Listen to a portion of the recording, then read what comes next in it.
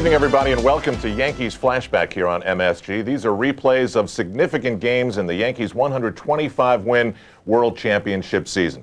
One of the most intriguing times of the Yankees' year in 1998 took place in the season's first week. The Yankees had scheduled exhibition games against, ironically, San Diego and were to start the regular season in Anaheim. But El Nino was battering the West Coast. The Yankees didn't get to play a lot of baseball and lost their edge and 4 of their first 5 games. Their closer, Mariano Rivera, had gone on the disabled list. In the media in New York, Joe Torre's job was reported to be in jeopardy, and he held a team meeting and told everybody to just relax. In an early glimpse of how this team responded to their manager, we're about to take you out to the game in the Kingdome in Seattle. Mike Stanton would take over as the closer in the absence of Mariano Rivera. And as the season moved through the month of September, many Yankee players said these games were the ones that turned the season. Let's go out to the Pacific Northwest. Jim Cott and Ken Singleton. Well, we're just about ready to get underway here in Seattle. Middle game of the 3-game series. You're looking at 32-year-old right-hander Jim Bullinger making his second appearance in a Mariner uniform, his first start for the Mariners. He worked in relief against Cleveland earlier this year. A career National Leaguer came up with the Chicago Cubs, went over to the Montreal Expos, and Bullinger will be facing this lineup for the New York Yankees tonight as they try and put one in the win column. Chuck Knobloch will lead it off at second base. Derek Jeter will bat second and shortstop. Paul O'Neill in right field. Bernie Williams in center. Tino Martinez 3, 4, and 5. Darryl Strawberry has moved to left field tonight. Tim Raines will take over as DH. Jorge Posada gets his 3rd start in a row, and Scott Brosius will be handling the chores at third base. And for Bullinger in the field this afternoon or tonight here in Seattle, it's Hill, Griffey, and Perez. Jay Buhner hurt himself, so he's out for a couple of days. Segui, Cora, Rodriguez, and Russ Davis, the former Yankee, at third. Dan Wilson does the catching. A-Rod, as he is known here in Seattle, and you will see 2 of the better young shortstops in baseball. Alex Rodriguez at shortstop. He won the batting title in 1995, and alongside him, and they are good friends. That's Derek Jeter, who bats second in the Yankee lineup. Obviously plays short. Always a pleasure when you see 2 young, talented players playing opposite each other. Here is Chuck Knobloch to lead it off, and Jim Bullinger's first pitch of the ball game is on the way. Swung on and hit deep to left field. Hill going back, way back, looks up, it is gone. 1-0 Yankees. 1 pitch, 1 run.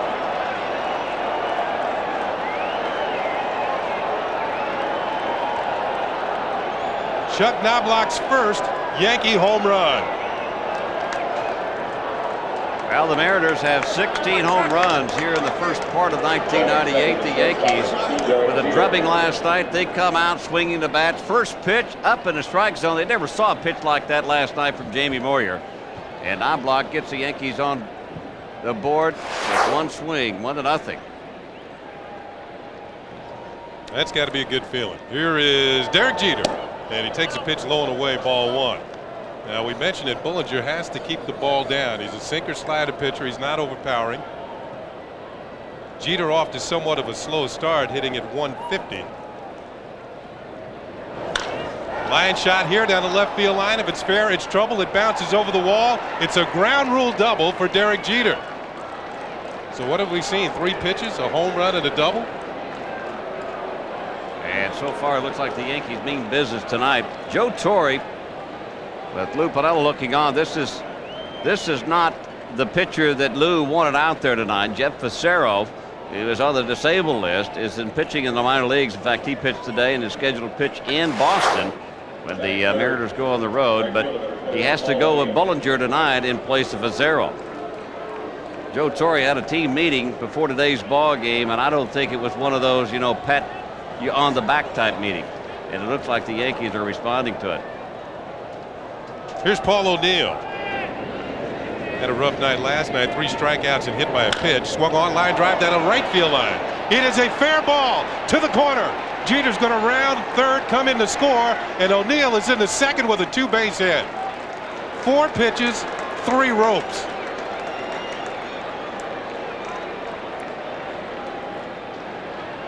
O'Neill picks up his second RBI of the year, and Lou Piniella somewhat dismayed, and Joe Torre, maybe that little speech he gave before the game When they asked one of the Yankee players, was he mad? He said no. Well, maybe a little bit. When you make good pitches, you get good hitters out.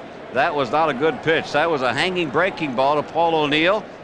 And O'Neill, who doesn't pull the ball that much, takes that hanging breaking ball and pulls it down the right field line. You'll see where he makes contact with the ball right here, and it'll just turn the wrists over. And it's a double and a ribby. Here is Bernie Williams. And the pitch is outside for ball 1. Bullinger, as we look at Bernie, hitting at 200. Like many of these Yankees, off to a slow start, but you have a couple of good nights in a row and your average is back around where you wanted to be. All of these players have track records, and they've been good ones the last couple of years. Bernie swings and fouls it below us. Go back to 1995, Bernie hit 307. 96, he hit 305. Last year, he hit 328. So Yankee fans should expect him to hit somewhere around 300 or better. And I think you should expect this ball club as a whole to be a lot more productive offensively than what they have here in the first 4 games.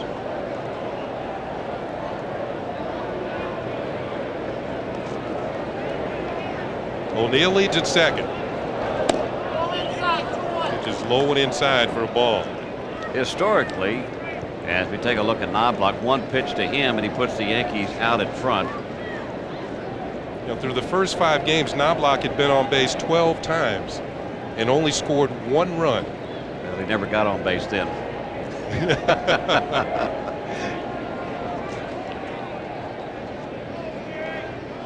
Bernie takes outside for a ball. There they go. Offensive offense. Outscored 36-15. Team average 209. Runners in scoring position, lowest in the American League. They were best in the league last year in that category at 298. So you can see those numbers are definitely going to come up. And those numbers are a total turnaround from what was happening in spring training. The Yankees outscored their opponents in spring training almost by a margin of 2-1. Ball just beyond the bullpen of the Mariners down the left field line. So the count is full on Bernie Williams. Tino Martinez is on deck, and you got to think he's anxious to get up there too and start the ball rolling for himself. Tino looking for his first RBI of the year. Well, Jamie Moyer, who pitched last night, was just absolutely unhittable of the Yankee ball club. Bullinger is a former shortstop turned pitcher. And historically, in the first inning, Bullinger's ERA is almost 8. So he doesn't have a good first inning. And it's holding true right here. There's O'Neill at the bottom of your screen taking his lead. The payoff pitch. Bernie tried to check the swing, went around. A little too anxious and strikes out. Batting fifth, the first baseman. Best pitch by Bullinger so far. You can see the bottom just fall out of the sky on that one. Bernie way out in front, couldn't hold up. Scouting report, as I mentioned, the former shortstop, in fact, Rich Armorov, who is on the disabled list on this roster, he and Bullinger were double play combo mate. Sinker, slider, must keep the ball down. You can see that the hits that he has been giving up have been up in the strike zone. There's Tino. Like O'Neill had 3 strikeouts last night. I think Tino only had, he did have 3. Like Williams had 3. 9 between them. Tonight's a new night. Pitch is low and outside for a ball. Bobby, I know we both had bad nights in the past, and what's one thing about being an everyday player, you can come back and play the next day. Speak for yourself. That's the great thing about baseball. It is a very humbling game, but when you play 162, you always have a chance to redeem yourself. Tino swings, hot smash to the right side, off the glove of Segui and on into short right field. O'Neill's going to round third. He'll score easily. And Tino Martinez will get an RBI single. And they're going to hold him to a single. They're looking, there might be interference on either the pitcher or the first baseman. Watch as Tino gets the base hit off the glove of Segui. Jose Cardinal immediately pointed to the umpire. Cedarstrom at first base. You can see Segui would not get out of his way. And could Tino have gone to second base? Well, that's going to be the point of contention right here as the ball gets away. Excuse me, that was Bullinger at first base, not Segui. Now they're going to hold Martinez at first base, so that becomes A judgment call by the first base umpire. Could he have made it? Should he have made it? Obviously not. Well, the Yankees have picked up their 3rd run on their 4th hit this inning, and Tino Martinez gets into the RBI column for the first time this year. And here's Darryl Strawberry, who'll be playing left field. Originally, he was in the lineup as the designated hitter, but Tim Raines came up with soreness in his leg. Pitches outside to Darryl for a ball. And just like yesterday afternoon, very early before the ball game today, the Yankees came out and took extra batting practice. Obviously, here in the Dome, you can schedule practice, and you know you're going to get a chance to take it. And just about the whole ball club came out. Pitch to Darryl is hit high in the air to right center field. Junior looks up. This is well hit. It is gone. Darryl Strawberry. 5-0 Yankees.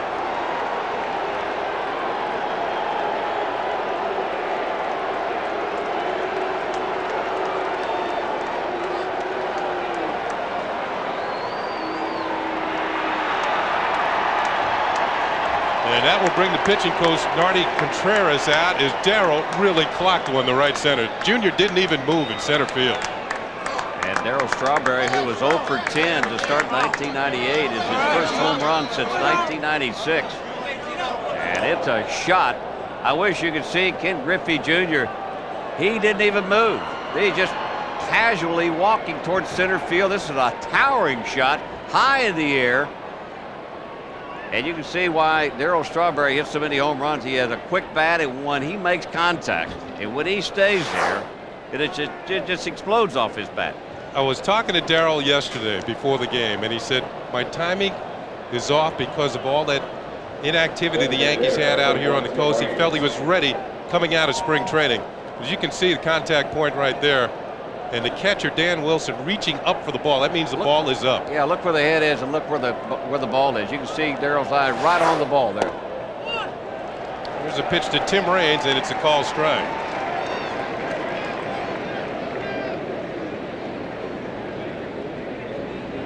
Raines barely over 200 himself at 214. Pitches a ball. The batting practice has continued on into the game for the Yankees here in the first inning. Not much really Lou Piniella can do, because he could just ruin his bullpen with this type of ball game. He's got to let Bullinger try to pitch his way out of this, get himself out of the first inning without tearing up the bullpen. There's a pitch low.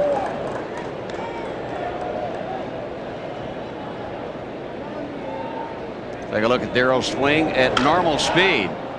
That's the nice pop you like to hear off the bat. Ground ball to second. Cora has it. Raines hustling down the line is thrown out. That's the second out of the inning. When Bullinger is right, he gets a lot of ground balls. Anything hit in the air against him, as you can see, he doesn't have the velocity to blow it by hitters upstairs. That's why Strawberry, Knobloch, and all the other balls were hit pretty hard. And the 2 outs that he has recorded have been on those sinkers going down and away on left-handers. Jorge Posada will step in. The Yankees have sent 8 men to the plate thus far here in the first inning.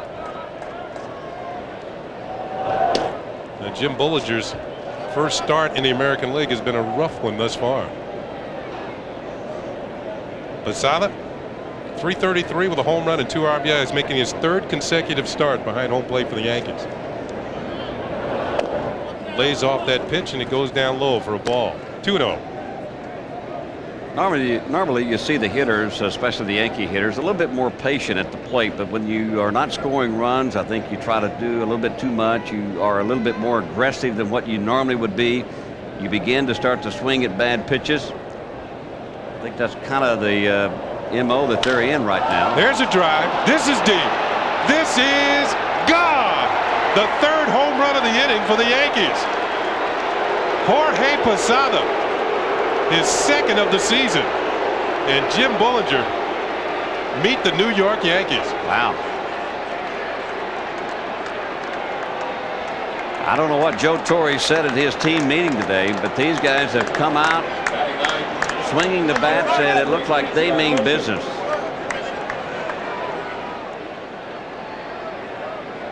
Seattle beat them last night 8-0, shutting them out. And this is the third home run in this inning. It's a power display which has been lacking of this Yankee offense here in the first inning in Seattle.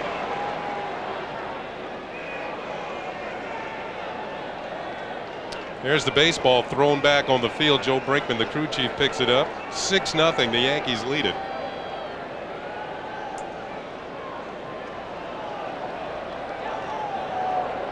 Scott Brosius takes a pitch outside for a ball.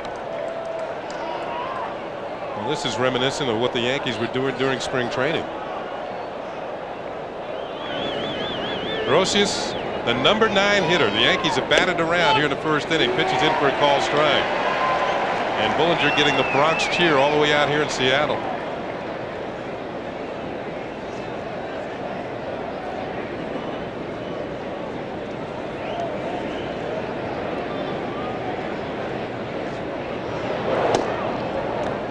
Breaking ball is low for a ball. You mentioned that he had been an infielder. Bullinger, in his first major league at bat, he hit a home run pitching for the Cubs.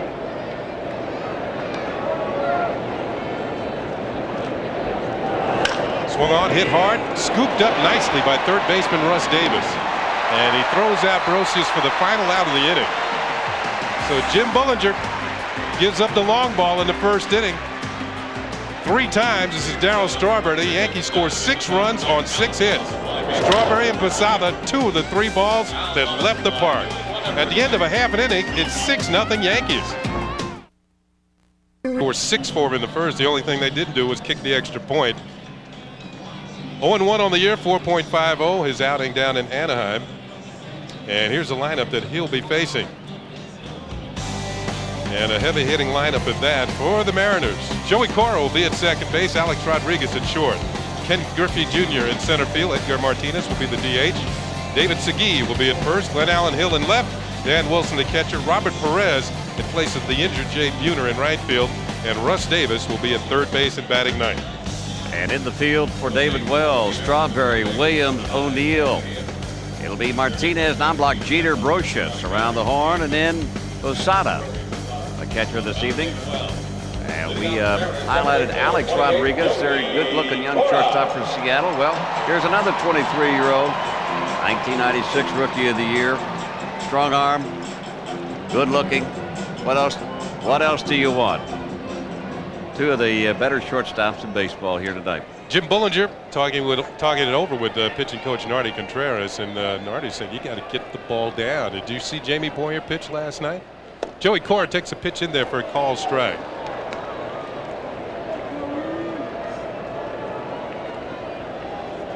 Cora at .333 has had a hit in every Seattle game this year. Wells tries the breaking ball, hangs up a little high, 1-1. Joey Cora can become a free agent at the end of the year. All the talk is about Randy Johnson, but Joey Cora, the second baseman, who's given them some pretty good play at second the last couple of years, is in the same category. 2 balls and a strike. Well, he's the guy that really kind of ignites in this offense. The guy that sets the pace for all the big boys. He's got good plate coverage. He plays a solid second base, good bunter, situational player. Count goes to 2-2. He can do just almost anything that Lou would want him to do with the bat. Hit behind the runner. And he's also a guy that's an influence in the clubhouse and very popular here in Seattle. One of their 5 All-Stars from a year ago. 2-2 pitch on the way. And the count will go full to 3-2. David Wells has excellent control as we look at Alex Rodriguez on deck. Hasn't walked more than 3 batters in any of his last 33 starts. There's 1 walk to start this one off. Yeah, that's one of the things that really can irritate you from the managerial side. Alex Rodriguez had his first home run of the year last night, hitting at 192. Of course, Bobby mentioned he and Derek Jeter are great friends and usually get together either when Derek comes here to Seattle or Alex will head east to New York. Right now, Derek's set up in double play depth. trying to get Boomer Wells out of this inning, or help to get him out of it. Torre at first with nobody down.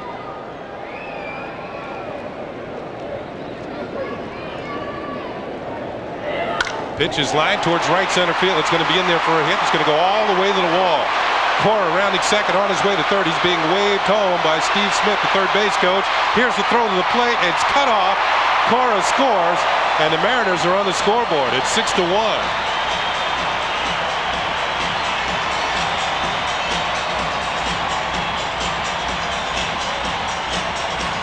Obviously, Wells not happy with this pitch. Up and out over the plate, and A-Rod takes it the opposite way.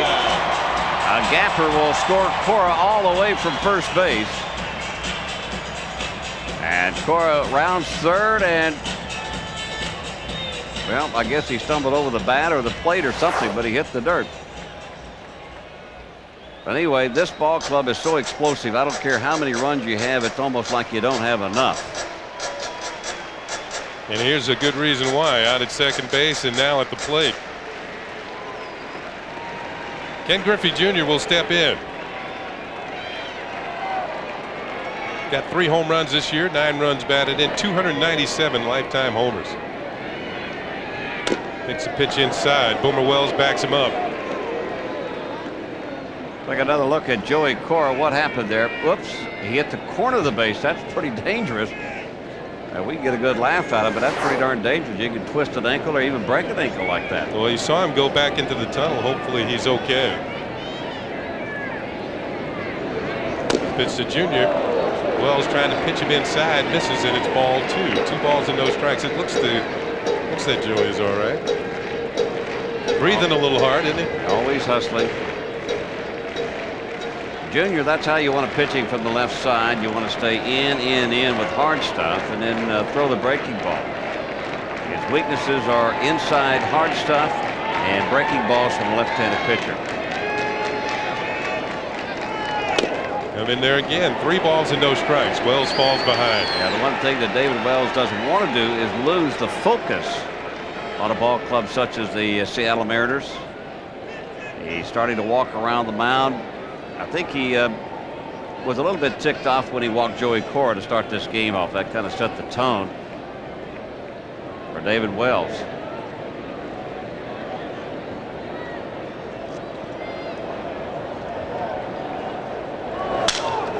Broken back grounder to second. Easy play for Knobloch. Junior is out. Rodriguez moves over to third. Junior had the green light. That's not the type of swing you want to take on a 3-0 pitch.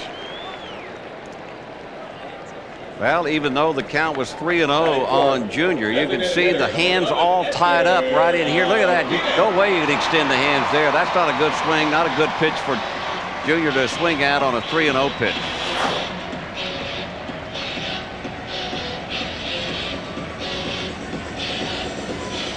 How about that? Lou said something to it, didn't he? You get the green light 3-0 down by 5 runs. I think Lou was trying to get 2 back in a hurry. Here's Edgar Martinez, and it misses inside.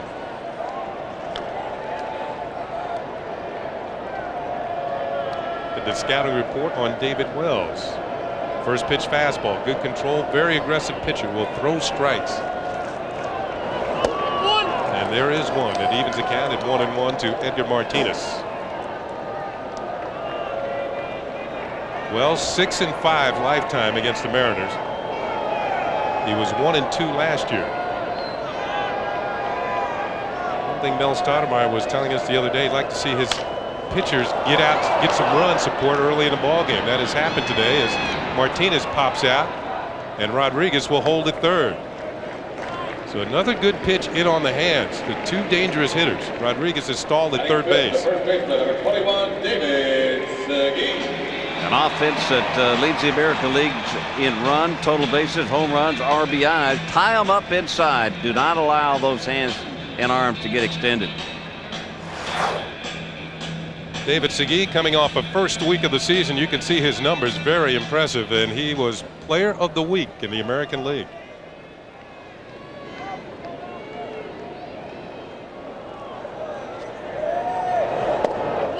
Nice pitch, curve in for a strike.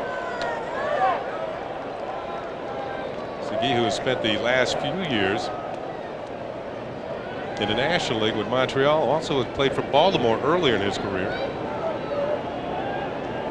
That's very impressive. Last 8 regular season starts, not allowed to run in the first inning. Check swing, and it's 1-1. Every record is made to be broken. Well, he's already allowed one tonight. I know it. Yeah. But if that's the only run he allows tonight, the Yankees will be in good shape. Rodriguez leading at third with 2 down. Ski takes it inside for a ball. Segui,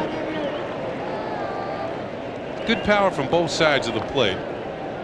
Just about the identical type hitter from both sides. A line drive hitter, but will occasionally catch a hold of one. He's already hit 4 home runs this year, 2 from either side of the plate.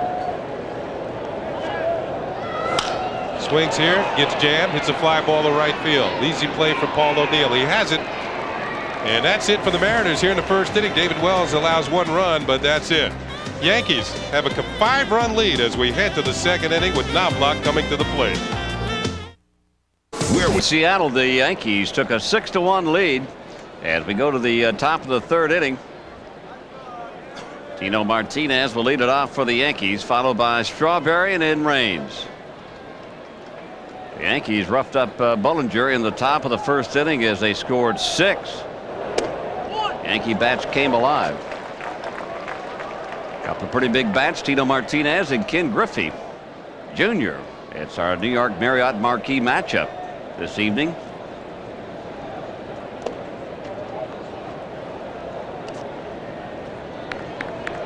Those numbers that you saw were going into tonight's game.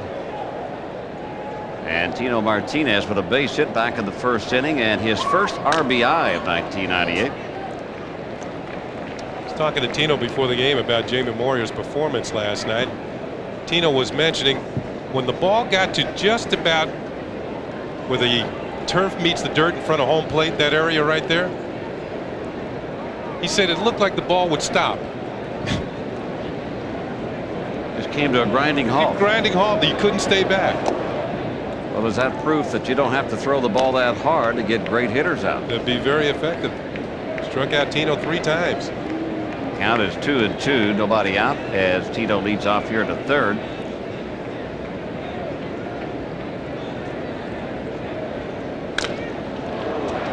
Sharply hit into right field, but Perez is there to make the play, and there's 1 gone. Well, the Yankees are hitting the ball hard. I mean, they're not jumping out in front now. Tino Martinez has hit the ball hard 2 times. And talk about hitting the ball hard. Darryl Strawberry, who's playing left field this evening, hit a home run, a towering home run into right center field. A 2-run shot back in the 1st.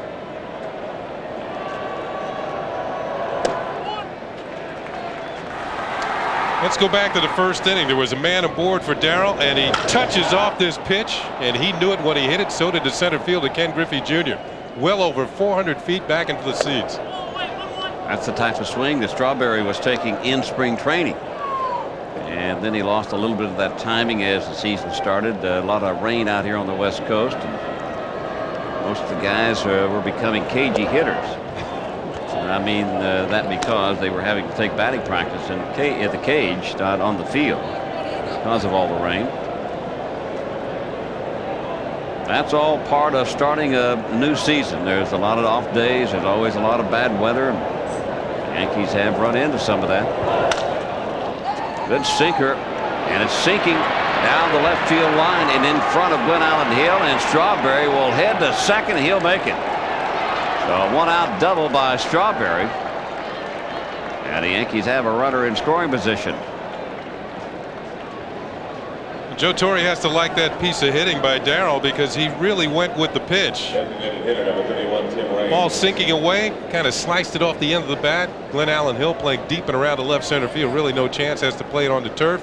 And Darryl, that left knee that bothered him so much last year, looks okay here. Watch him get in there with a double. Yeah. So Strawberry 2 for 2, double and a home run. That'll bring up Tim Raines. Raines was scheduled to play left field this evening. He was penciled in there, but was a late scratch because he came up with some soreness in his left calf. So Just as a precaution, Joe Torre slips him in the DH slot.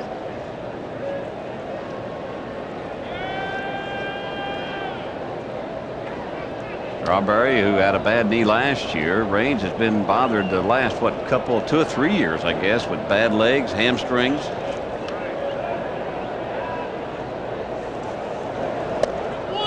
Good pitch from Bullinger on the outside corner, striker. 1-1-1. Raines needs only 4 stolen bases to become only the 4th player this century to reach the 800 plateau.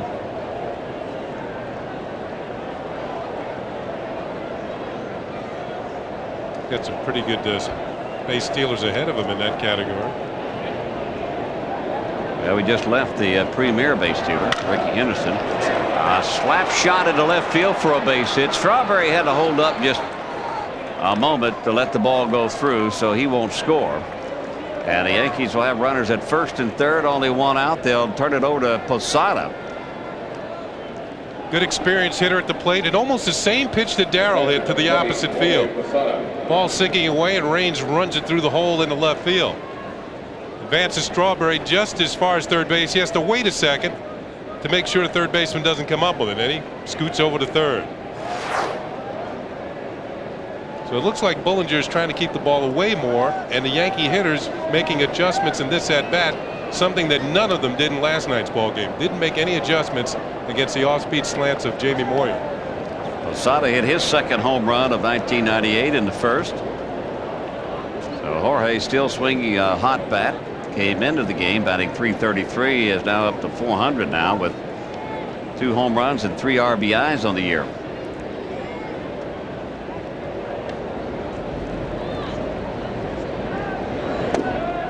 And the breaking ball misses inside and low for a ball, 1-0. You mentioned Raines needs only 4 stolen bases. There's Darrell at third, Raines at first, but Raines has that sore calf, and you got to wonder if he's going to take off. And even if he did, that would give Bullinger the opportunity to pitch around a pretty hot hitter in Posada. You want him to drive in some runs, so it might be you might want to hold Raines at first base in this instance. This is a pretty good home run ballpark. All right, let's hold him there. All right.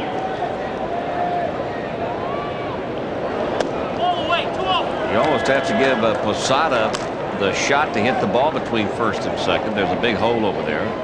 Posada swinging a home run bat now, so you want to give him at least the first strike. He's got the count in his favor at 2 balls and no strikes and only 1 out.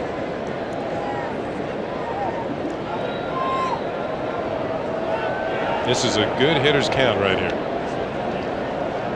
If he makes too good a pitch, you just let it go. Line into right field. Right to Perez. Strawberry will tag. He will come on to score. And the Yankees will take a 7-1 lead. Posada couldn't have hit it any harder. He just hit it right at him. And Strawberry scores the 7th run for the Yankees. A rocket off the bat of Posada. Look at him go down and get this. Man, good extension on the swing. Ball hit solidly. Didn't get underneath it quite enough, but he gets the job done. He gets to run in from third. See, Darrell starts. The ball is hit now. He immediately gets back to third. There's the catch, and he hangs on long enough. The throw to the plate will be not in time, and the Yankees tack on that extra point. Yankees now with 9 hits in this game. We're only 2 outs here to third. That'll bring up Brocious, the 9th place hitter. Now Raines can maybe think about going if he wants to. I would doubt very seriously if Raines wants to test that sore left calf. If he can't play the outfield, I wouldn't like to see him try to steal. The Yankees are up by 6 too, and I know that you never have enough runs in this park, so I wouldn't blame him if he did go. You're right. You're right. That leg is bothering him. That's one reason why he's not in the outfield. He wants to be able to get those 4 stolen bases to get to 800. Yeah. He's got Ricky Henderson, Lou Brock, and Ty Cobb ahead of him. 2 of them are not going to steal any more bases. 1-1 the count to Brocious, 2 gone.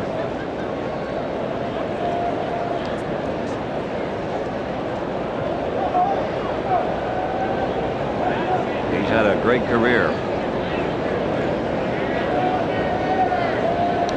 used his legs to make him a premier player. Not too bad of a switch hitter either.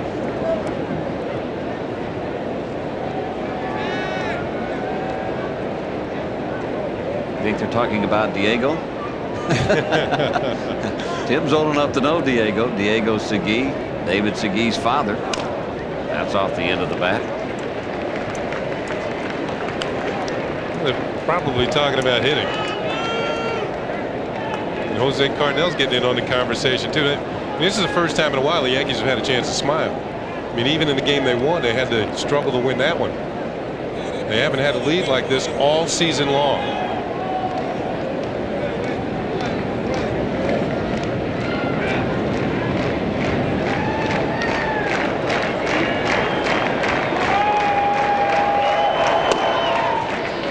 Almost hit him. 2-2 and 2 outs here in the third.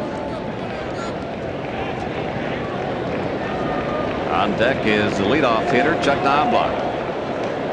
We're only in the third inning. The Yankees already have 9 hits.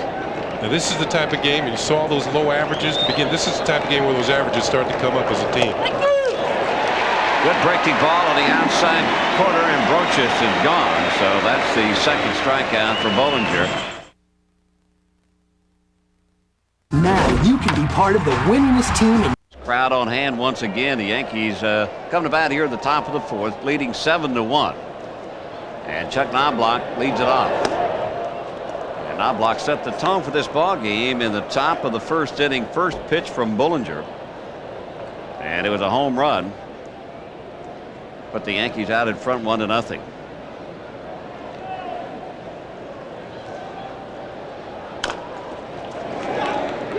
Davis will have to hurry. The barehanded throw is not going to be in time. So an infield hit for Chuck Knobloch. And the Yankees have their leadoff batter on here in the fourth. 10th hit for the Yankees. Good play by Davis. He got rid of that ball quickly, but not quickly enough to get the speedy Knobloch. Watch the release. Doesn't really bring the arm back. Just right there and fires. And accurately, but Knobloch with much too much speed. Good play by the third baseman. But Knobloch is on again. Yeah.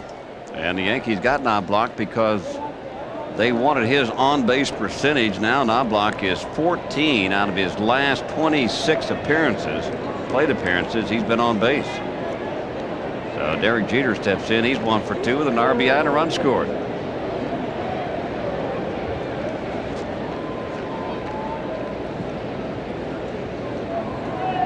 Knobloch leads the Yankees in stolen bases. He's stolen 3 bases, hasn't been caught once yet here in 1998. Breaking ball on the outside corner for a call, strike 0-1. So Derek's reaction on that one kind of hung up there, and I don't think he was looking breaking ball. That's when you hope that he throw me another one right there.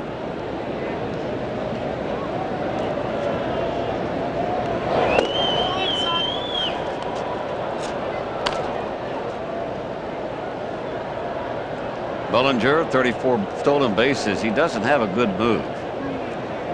Jeff Juden was his teammate at Montreal, and a lot of that has to do with their catching core. They had Darren Fletcher, who's now with the Blue Jays, and Chris Widger, who has taken over as the Montreal catcher. Neither one of them known for throwing anybody out. Oh, he had a nice swing at that one. See, there's that breaking ball again. But he waited nicely on that one. Can you get 3 of them in one at bat? Peter's got a lot of room to the right side with Knobloch on at first base.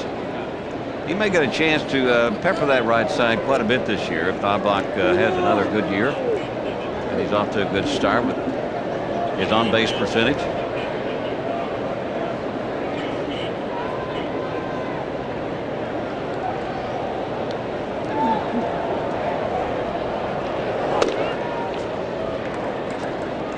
Inside for a ball. It's 2-2. On deck is Paul O'Neill.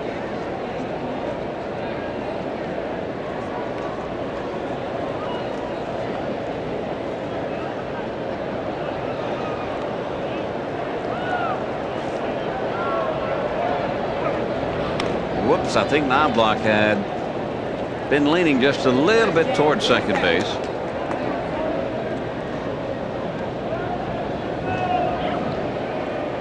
Let's see if he makes that little, yeah, there it is, that little move to come out of that pronounced crouch. He stays. Nice stop by Wilson. And Bullinger had gotten out in front 0-2. Jeter has now worked the count to 3-2.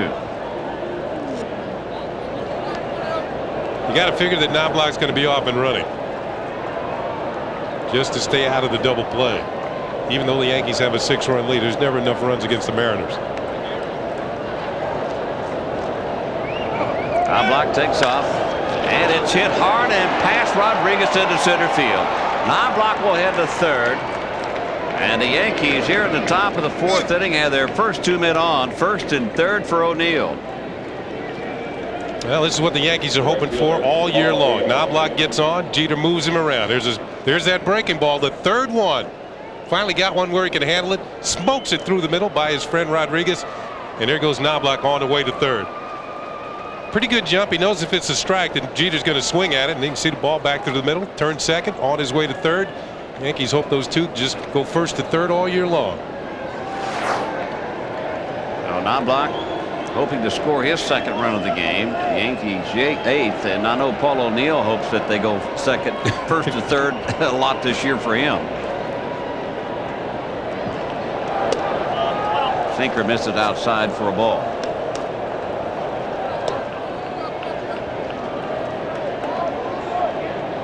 O'Neill, who is 2 for 2, and bullpen now busy with Bob Wells.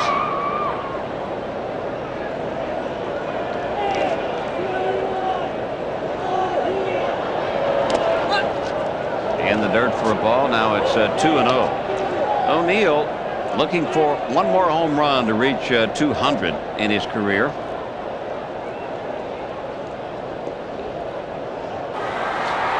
Let's take a look at yesterday for Paul O'Neill, and what a difference a day makes. There's a strikeout. Then today in the first inning, a rope down the right field line, a solid 2-base hit. And also drove in a run in the first inning. And he added a liner for his second hit into center field. So every day is a new day in baseball. 3 strikeouts yesterday, 2 hits today, and he's got a chance to knock in another run for the Yankees with runners at first and third. He's got the count in his favor, 2-0. He was looking for 3 quick RBIs right there. I would have been for number 200. Yeah, I would have been looking for it. This is a great hitter's position. I always think that hitters become better hitters in this position because, you know, if you don't get all of it, you always are going to score that runner from third. It's no at bat, but it's an RBI for you.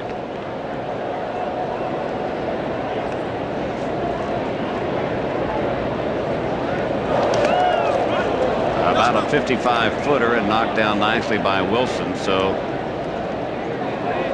count goes to 3-1 on O'Neill. Nobody out here in the 4th. Mentioned Wilson, one of the better catchers in the league, defensive catchers, and in high school he used to be a goaltender, played hockey.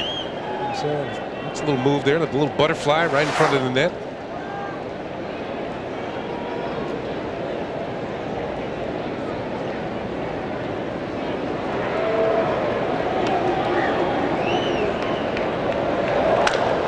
Oh, look out, Jose. Watch out, Jose. Whew. I couldn't tell. Did that go through the wickets? Yes, it did. Well, I guess he is pointing through the wickets. So he's looking.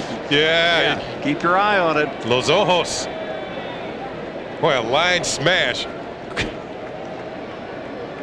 Jose used to be very quick. He used to steal a lot of bases. He's still got a quick first move.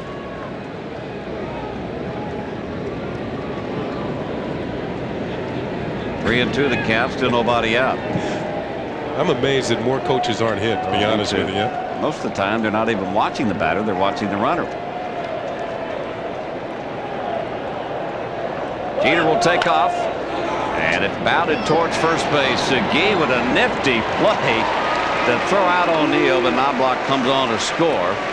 It's 8-1 Yankees. Give O'Neill another run batted in. His second of the night, his third of the year. Breaking ball was down just a little bit too far. He gets on top of it. MSG ranging far to his right. Not only does he have sweet hands, he has a lot of range at first base. There's contact. You see O'Neill almost lunging to go down and get that breaking ball. It might have been breaking out of the strike zone, but it might have been ball 4. Well out in front, hits it on the end of the bat, but Bernie's got a chance. Jeter was off with the pitch. He's down at second now with only 1 out.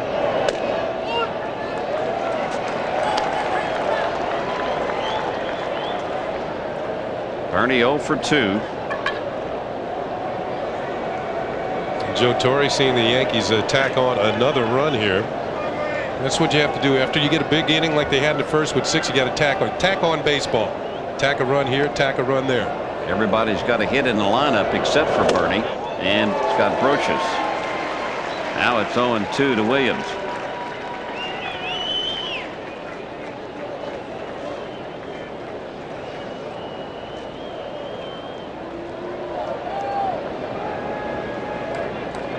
Jeter and Rodriguez close at second.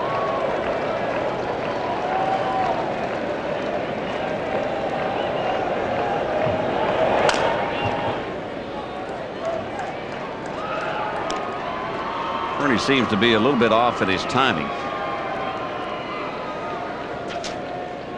Bernie Williams, let's take a look at where his head is and see if he is out in front as he makes that swing.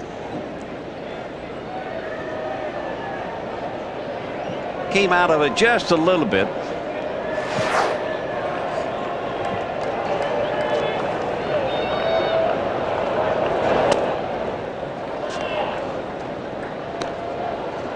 A lot of times a hitter, and I know you know this well too, Kenny, you think your bat speed is slow, so you try to speed it up by speeding up your body, and that's just the opposite that what you're supposed to do.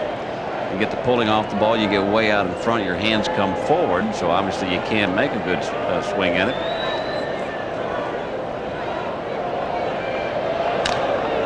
Another foul off to the right side. And when you start moving your body too quickly, then the hands can't come through quick enough, and you're supposed to trust your hands and your arms to swing the bat. Stay back as long as you can. Keep the hands back if you can. Pretty good swing and extension, just the movement of the ball. Well, that ball went right between his legs. Hit right down on top of it.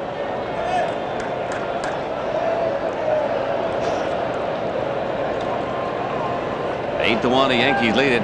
1 out here in the 4th. They're looking for more. And the pitch is outside. It'll be 2-2. Jeter awaits to score, and Tino Martinez on deck.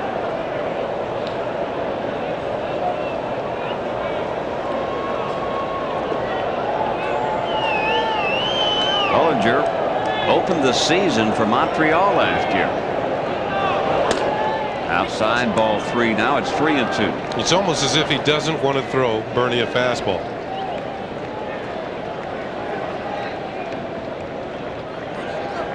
Yeah, most of the pitches have been breaking balls to Bernie in this at bat.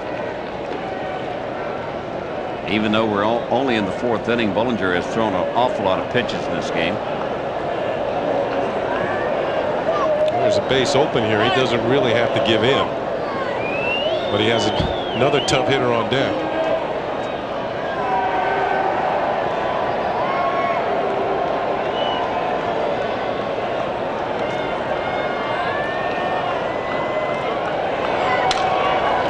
Sharply past MSG down to right field corner. Jeter will score easily. Bernie with a 1-out double, and the Yankees will take a 9-1 lead. Now that's a typical Bernie Williams swing. One swing like that can really get you going. And it's going to be it for Jim Bollinger. Lou Piniella has seen enough. Let's see this pitch. It is a breaking ball again, but this one is about thigh high, and it is smoked by Bernie Williams. Stays back nicely, right on the ball, follow through, gets the bat head out, and does some business. The new pitcher is Bob Wells, making his third appearance here in 1998. We'd like to say Bob Wells and the Texas Playboys, but I know that's not right. Bernie Williams is down at second, and the Yankees have a 9-1 lead. Bernie has put some pressure now on Scott Brocious. I say that because Brocious now is the only one without a base hit in this lineup. There always seems to be one guy who doesn't get an invitation to the party. Well, he's going to have a chance. Yeah, the night's not over. You're right. Still early, fourth inning. Tino is 1 for 2 with a run scored and an RBI.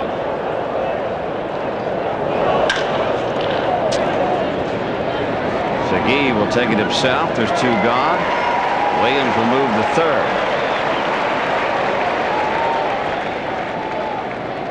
Left fielder Darryl Strawberry. Bob Wells has filled just about every role that Lou Piniella can put him in. He starts. He relieves. Well, there's Bernie. He's put the pressure on Brocious. Look at him. He's feeling the heat already. And Darryl Strawberry made the Mariners feel some heat in the first inning and also in the second inning. He's 2 for 2. It looks like he has broken out of his slump. Towering home run in the first. Good swing by Darryl. Baseball's funny. You can be 0 for 12, 0 for 15, 0 for 19, and take one good swing in a game, and next thing you know, you wonder where has it been? Why hasn't it been there all the time? That pitch foul back and out of play. The timing just comes back.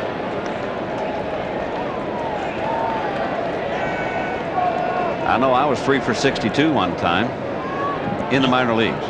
I know that didn't happen to you in the big leagues. No, I wouldn't have been in there that long in the big leagues. High fly ball, deep center field. Griffey going back on the warning track, and it is gone. Boy, it had some hang time, and Strawberry has hit his second home run. Another 2-run shot, and the Yankees lead it 11-1. I would say he's found his stroke.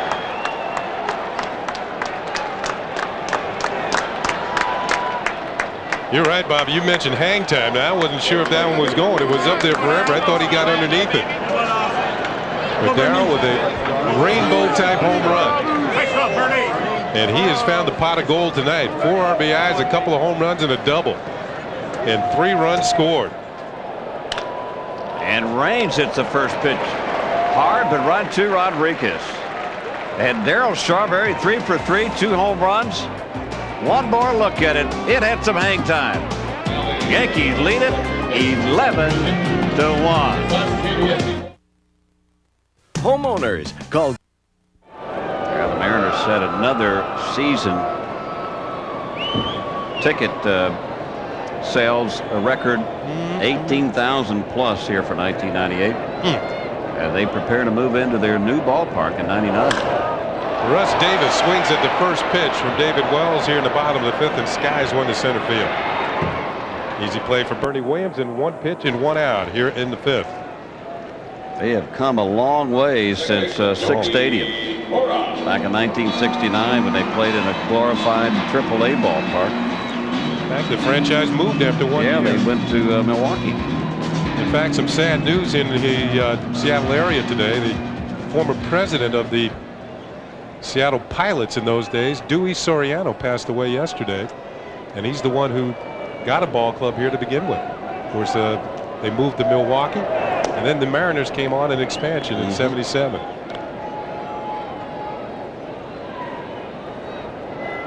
Here's Joey Torre. Been a tough out for David Wells. In fact, he hasn't retired Torre tonight. He's walked, scored the only Mariner run in the first inning, and he's doubled. And he's ahead on the count, 2 balls and no strikes.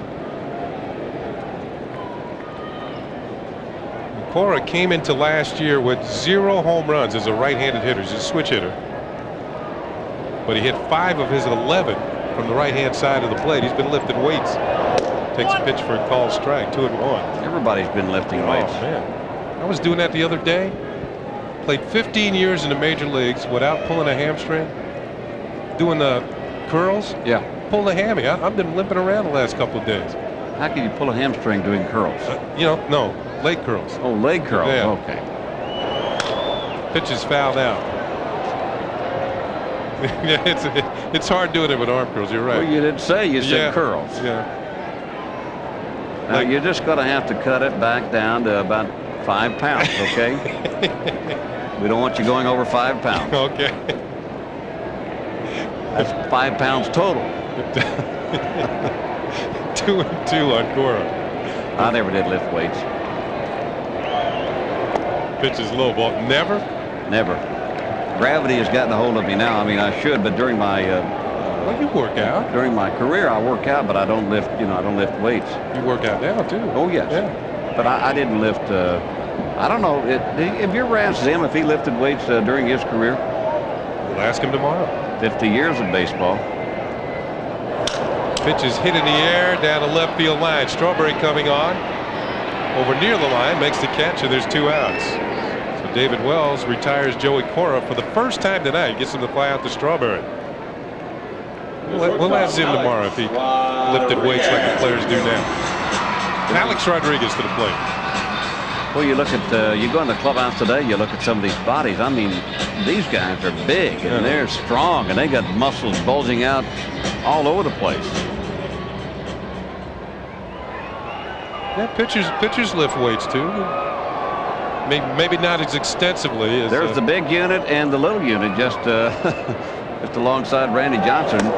Jamie Moore, I call him a little unit. He struck out 11 last night. One more than Johnson did in a loss. Strike to Rodriguez. What a contrast in those 2 pitchers, though. You had to face them back to back. Well, that's why Lou Piniella has Moyer following the big unit. Pitches pop foul, and this is backing out of play. Quickly ahead on the count. And Rodriguez, from his standpoint, he's behind on the count. No balls and 2 strikes.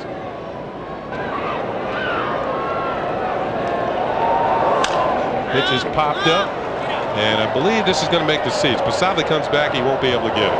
You have to go back to Hideki's spring training. You got to believe that he's going to improve, because he left spring training with 13 scoreless innings before he got the soreness in his elbow. And the main thing for him now is, he said, I've never had anything like this. So how do you deal with it? So now he has to get over that little hurdle.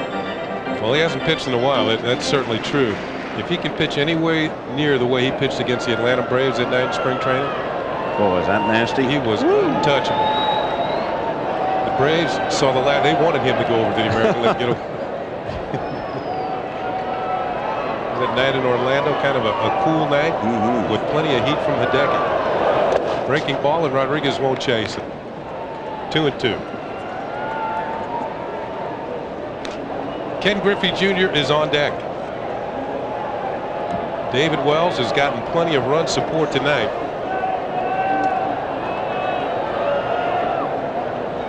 As the Yankees lead by 10, 11-1. Rodriguez won't chase again, and the count goes full at 3-2. David Wells got his first win last year in Anaheim on the West Coast trip, and the Yankees won that game 12-5, and he had a complete game victory.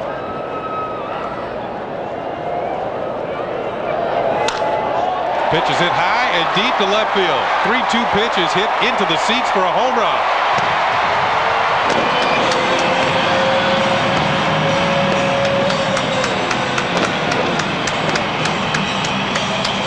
For Rodriguez, his second home run in 2 days, his second of the season. He is quick on the inside pitch. Wells fell behind 3-2 with a big lead. He was just trying to get in there with a strike. Hoping that Rodriguez, he tried the curveball, couldn't get Rodriguez to bite at it, and he just throws one right down Broadway. And A-Rod sends his second home run.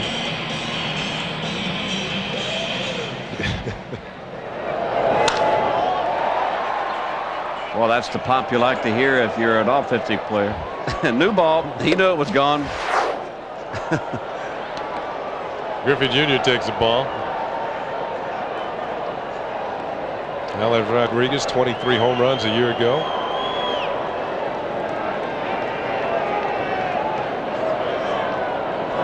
Junior swings, loops it over the head of Tino Martinez and into right field for a base hit. So David Wells having problems getting the final out here in the 5th inning. Got the first 2. Now home run and a single to keep things going for the Mariners. Well, the Mariners last year hit 264 home runs. That was a major league record. So there's no let up in the lineup. And if you lose your concentration, and it's sometimes easy to do, you know, when you have a big lead like this, your ERA can go up pretty quick. Here's Edgar Martinez. He's pitched well to Edgar tonight, popped him up and struck him out. The strikeout came with the bases loaded. Drops a curve in for a call, strike 1. Martinez led the American League in getting on base last year. He's a guy who will draw just about annually over 100 walks. Hit well above 300. Got on base 309 times. There's the fastball, hit hard to Jeter. Stays with him, throws the knob block for the force on Griffey. And David Wells gets out of the inning. It allows a run on 2 hits. We're headed to the 6th inning, and the Yankees have a big lead, 11-2. Now you can be. David Wells with a 9-run lead as he goes to the bottom of the 6th inning. The Yankees gave him a lot of runs early, scored 6 in the 1st, 1 in the 3rd, and then 4 more in the 4th. Build up that lead. He won't complain about the run support tonight from his teammates. He'll be facing Segui, Hill, and Marzano here in the 6th inning. Posada will try to keep him focused on this game and continue to try to make good pitches on guys like David Segui. He's had real good pop to his fastball, David Wells has. His location's been off at times, but he's thrown that good curveball. He's thrown a good tight curveball. That one that really breaks off the table. Yeah, he misses low for a ball. Segui's scored a run and had a hit in every game so far for the Mariners. All 6 ball games they've played. Tonight he's been shut down.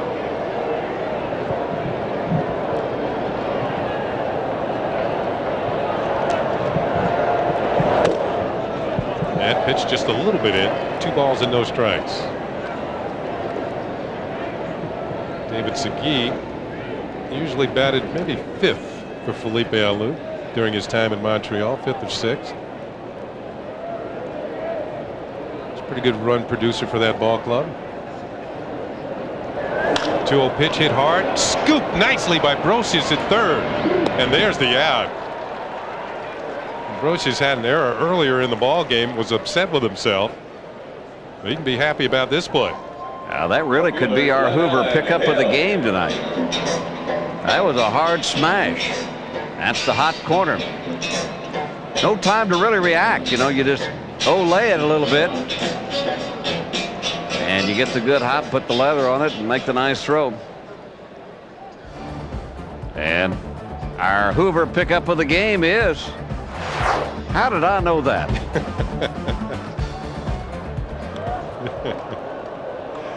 Unbelievable. Calling the shots. Here's Glenn Allen Hill. Single that popped down. Off the end of the bat and foul down the first base side. Hill's going to check the wood there to see if it's still intact.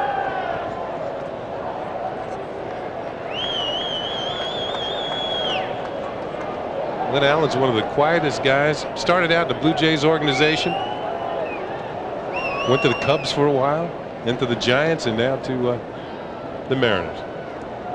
If you check the press guide of Seattle, you have to look into the invited section for Glenn Allen Hill. He is always hit, though. He's always hit. He's got some tools. He has a pretty strong arm. He isn't the best fielder. Has good speed.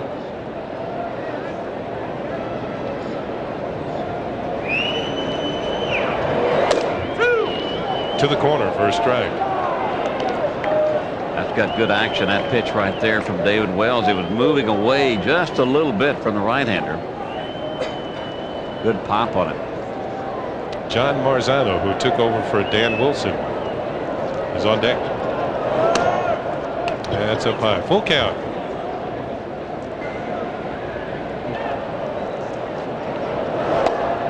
Ball 4 to Glenn Allen Hill. David Wells with his second base on balls.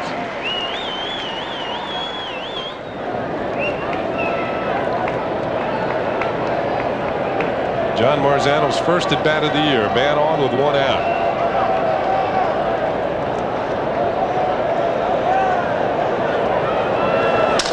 Ooh, broken bat. Won't be a chance to get 2. Jeter's going to throw to first and get Marzano. First at bat of the year. He's going to have to get a new bat. Jeter makes a nice running throw to first. Right fielder, Robert. Well, that's the pitch he's been trying to get inside on a lot of these right-handed hitters, and he got it in on Marzano. You got to hope that Marzano has more than 1 bat. It's a good thing it's not 36 or 7 degrees. He'd have some bees in his hands now. Well, when you don't play much, you know, it's pretty hard to keep your timing. That's so difficult to be just a bench player, versatile player like Marzano is off the bench. Keep your timing up. Here's Robert Perez. He's grounded into a double play, started by Tino Martinez, and also grounded to short.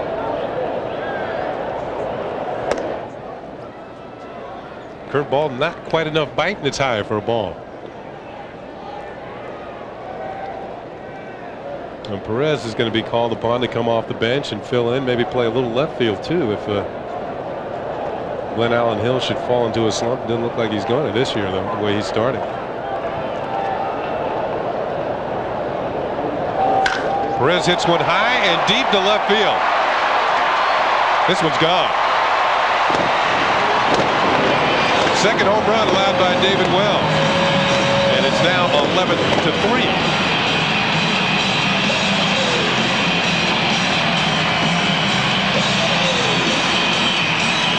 So Perez with a home run.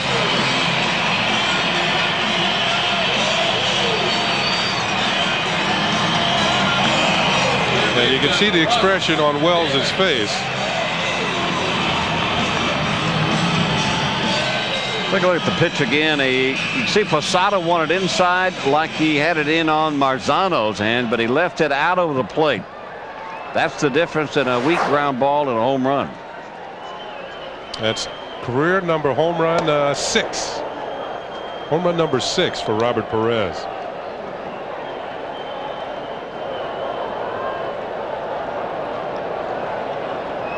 Well, it looks like they're talking about location. Didn't get it where I wanted. Maybe he didn't want to throw that pitch. Sometimes when pitchers don't want to throw that particular pitch and the catcher kind of insists on it, they don't get the best effort. Posada swinging the hot bat, so Joe Torre stays with Posada. Girardi sitting on the bench, and Davis with a line shot by Knobloch in the right field for a base hit.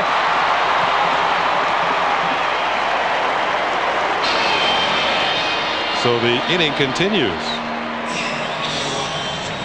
Second baseman, Joe Torre. So Perez with a home run with a man aboard. I mentioned it was 11-3. It's actually 11-4. Straighten that out right away. And we're going to get some action in the Yankee bullpen.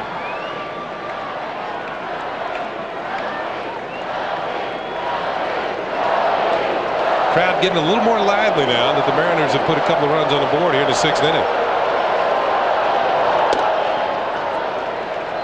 And that pitch misses the core for a ball. They were pretty quiet in the top of the 1st inning and also in the top of the 4th inning. But they can raise the noise level in this kingdom pretty loud. One of the loudest places I've been. Cora swings, base hit to center field. Davis will move down to second. Looks like the pitches are starting to come up. There's Darren Holmes in the bullpen getting loose. We're going to get a visit from Mel Stottlemyre to the mound. Just try and stretch things out here. There's 2 outs in the 6th inning. The Mariners scored a couple of runs on a home run by Robert Perez, his first of the year. Location of the pitch. You see Posada go inside again, and you can see where the pitch was, up in the strike zone. I don't know if David is losing his concentration. Look where it is. And Posada wanted the ball in here and in this position. And he's got it way up on the plate. That's Joey Torre. He loves it there. Stop, Alex Rodriguez. They got another tough man coming to the plate in Alex Rodriguez, who has already homered in his last at bat. He's also doubled. So he's 2 for 3.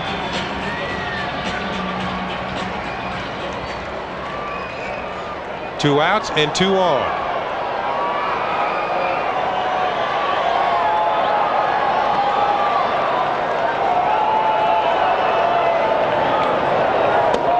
Starts him out with a curveball and gets a strike. One thing that Lou Piniella did a few years back, he had Alex Rodriguez put into the same hitting group with Edgar Martinez. Take batting practice before the games, just so this young man could gain some experience by watching Edgar every single day. Fastball straightens him up, and it's inside 1-1. And instead of trying to pull the ball for all his hits when he won the batting title, hit the ball hard to all fields. By watching Edgar work his show in batting practice. Worked pretty darn good in 1996.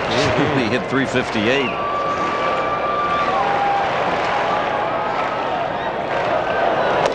Change up for a strike. Hadn't thrown many of those tonight. Well, he's not getting the fastball in his location that he wants, so he's changed his pitch pattern. Curveball and a changeup to Rodriguez. He may have to just use the fastball now just to show it some to the hitter, you know, way out of the strike zone, so they can't hit it. In on the hands of blooper to Tino Martinez, and he can't come up with it. Good try, but the ball comes off of his glove, and it's a foul ball. So Wells that close to getting out of the inning.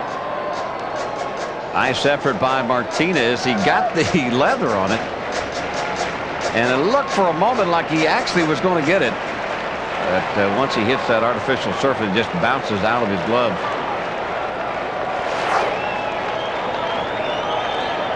One ball, 2 strikes to count on Alex Rodriguez.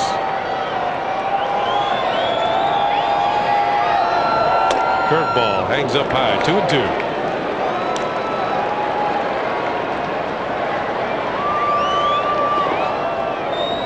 See how the defense is set just about straight away. Hits the ball to all fields with authority. Infielders are back. Playing deep. Taught to dive and knock the ball down with 2 outs.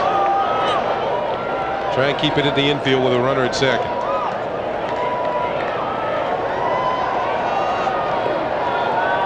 .22-year-old Alex Rodriguez.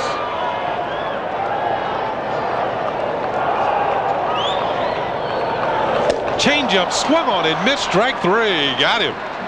So Wells goes to the off-speed pitches to get a big out here in the 6th inning. He gives up a couple of runs, but the Yankees remain in the lead by a score of 11-4. Kingdom here in Seattle. The Yankees 11-4 here in the bottom of the 7th inning, and David Wells will tow it here in the bottom of the 7th. Wells with 108 pitches now in this game.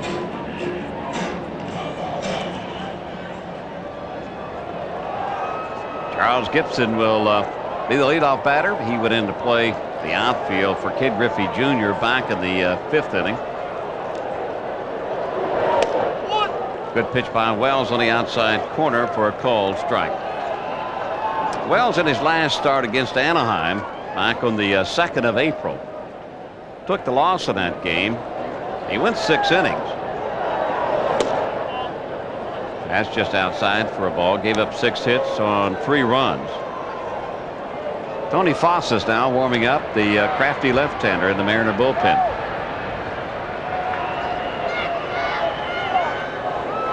It looks like Lou Piniella will use this opportunity to get his bullpen some work.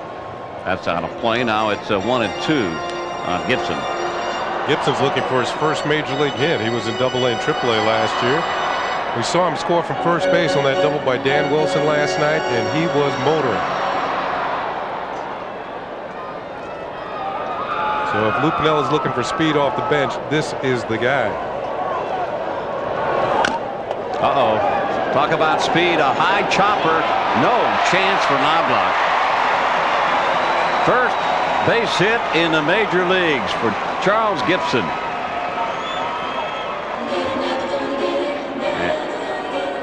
And with his first major league hit, they will call for the ball. Well, maybe he thought the first hit would be a line drive somewhere, but with his speed, that ball hit home plate. Knobloch didn't have a chance. And Gibson, years from now, he can tell his grandchildren, I got a hit off of David Wells, my first big league hit. And in the paper in the morning, that will look like a line drive. Yes, it will. They won't have a description that it was bounced off the plate high and he beat it out. So a young man with his first major league base hit. Do you remember your first hit? I sure do. Yeah. Jesse Barfield, the hitting instructor for the Seattle Mariners, former New Yorker.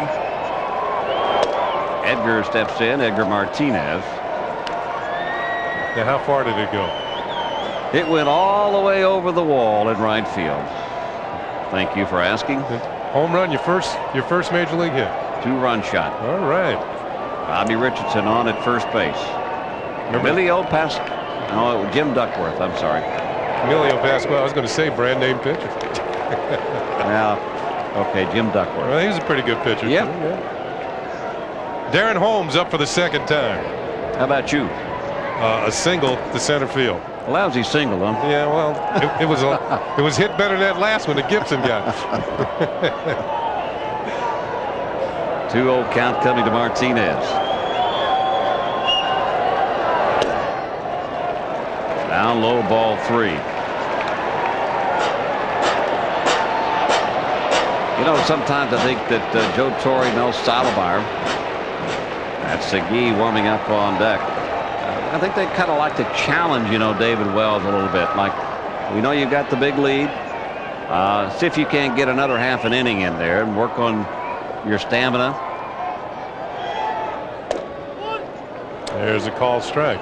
You know, last year in that game in Anaheim, this reminds me of his first win as a Yankee. Yankees got a big lead early.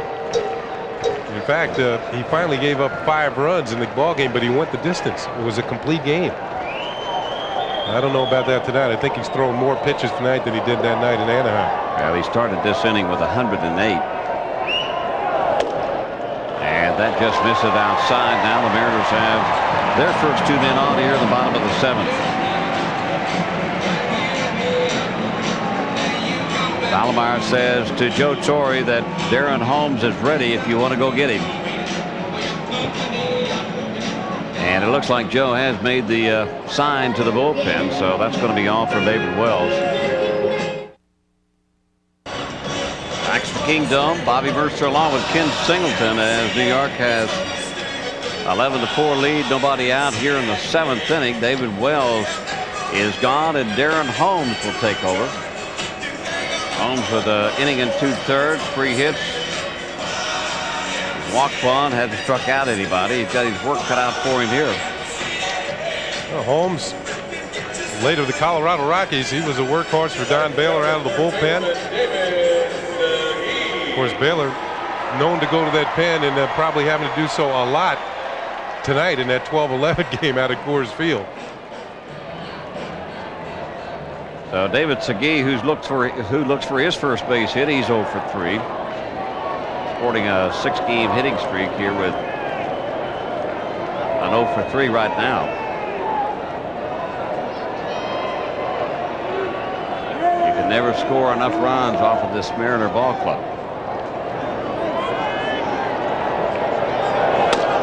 And the first pitch will just get Segui's attention way inside for a ball. Of course, these two have faced off many times over the National League. Holmes with the Rockies, Segui with the Expos.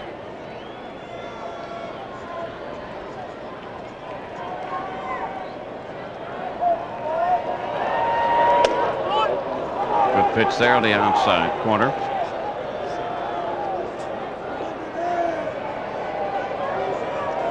Darren Holmes and John Wetland played together.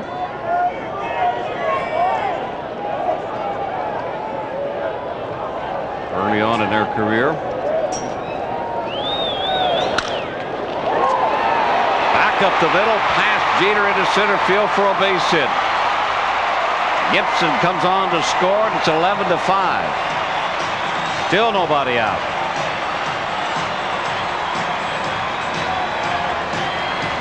Gibson was racing around third to score the 5th run. Segui, ball rolls back to the middle, picks up speed on the artificial surface. I think at Yankee Stadium, Derek Jeter would have had a better shot at that. Segui now with a 7-game hitting streak.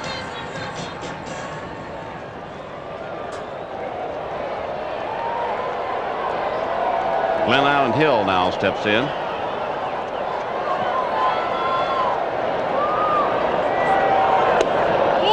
Breaking ball in there for a called strike. Holmes has an excellent curveball. Probably his best pitch. When it's really working, he goes to it again and again and again.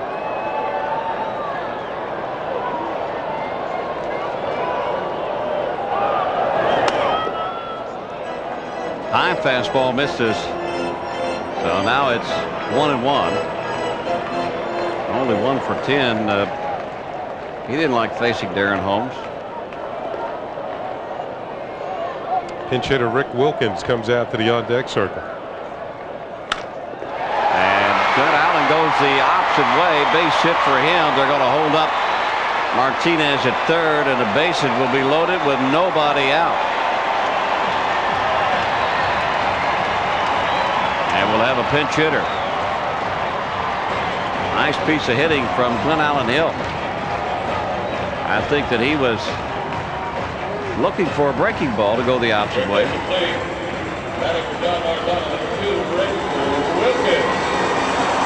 Wilkins will now bat for Marzano. This is what Lou Piniella has wanted in his 3 catchers. Give Dan Wilson some time off, but also use Wilkins if he had to pinch hit for Marzano when he gives him some time off, and bring a left-hander in. Jeff Nelson now beginning to warm up for the Yankees. So Holmes has faced 2 batters here in the 7th and has given up 2 base hits.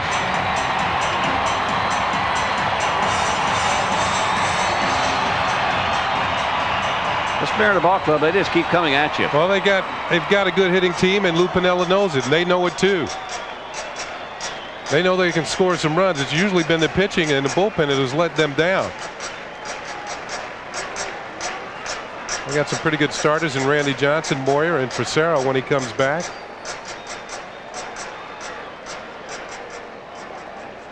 Three runners aboard for the pinch hitter Rick Wilkins. What do you throw guys that don't play much? Breaking balls? Well, you got to go and you got to figure their timing is not there. So, well, we'll see. Wilkins is a good low fastball hitter. See, and he throws it a little bit lower than what he likes it, and he swings and misses. He chases it. Breaking ball down low. Here it is again. He likes the ball down there, so he starts at it right away, and the ball drifts out of the strike zone.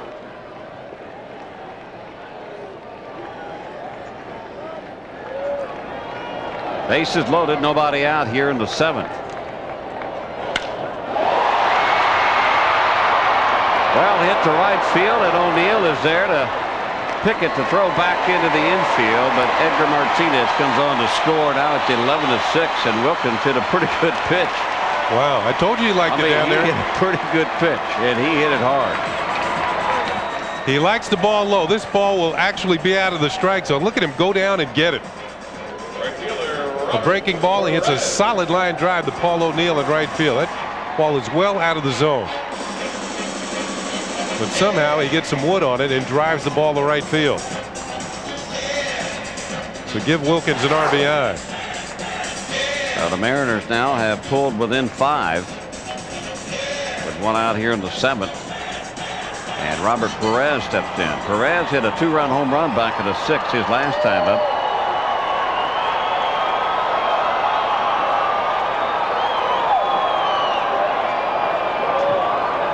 Joe Torre on his way to the mound one more time.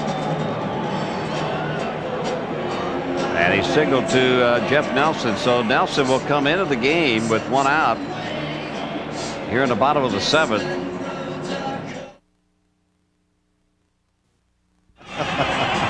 Jeff Nelson comes on to take over for the Yankees, making his 4th appearance. Well, without Mariano down in that bullpen, it's going to go to Jeff Nelson and Stanton most of the time. Try to close these games out. And Joe Torre brought Nelson on a little bit earlier than what he would really want to. The Mariners have a potent offense, and with 2 men on and only 1 out, this is Robert Perez, and time is called.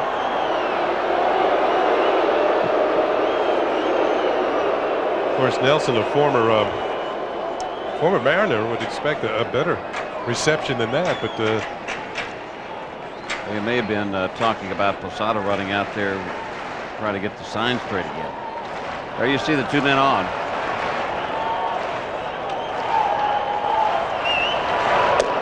And the breaking ball in there for a called strike. Nelson, go ahead. I'm sorry. You're the man. Go ahead, Bomber. I'm not going to do it. All right. No. 77 appearances a year ago. Busy man out of the bullpen for Joe Torre and the Yankees. Now. I was going to say that Nelson had to come into the game in Oakland. That was the game that Mariano pulled that groin muscle. Finally finished it off for the Yankees down there in Oakland. The Yankees picked up their first win of the '98 season.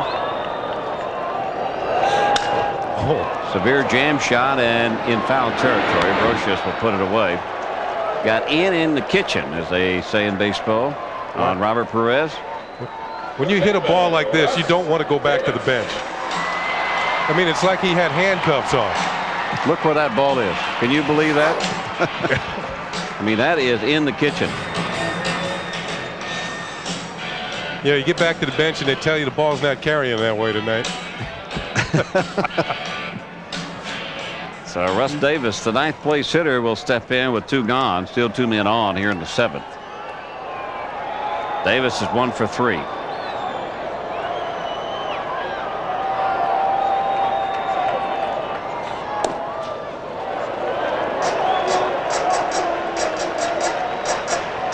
McGee down at second, and Glenn Allen Hill on at first base, the newest members of this ball club, as they continue to get on base for the Mariners. Good pitch by Nelson. Last year, you know, Joe Torre wanted Nelson, and this kid right here with some quick hands wanted Nelson to not throw that curveball so much. You know, mix in the fastball. You've got a good fastball.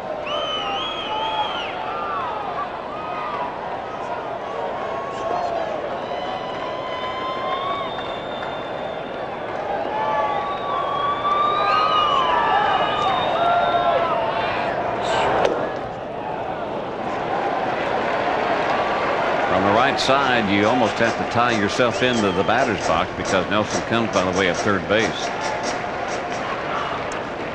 2-1.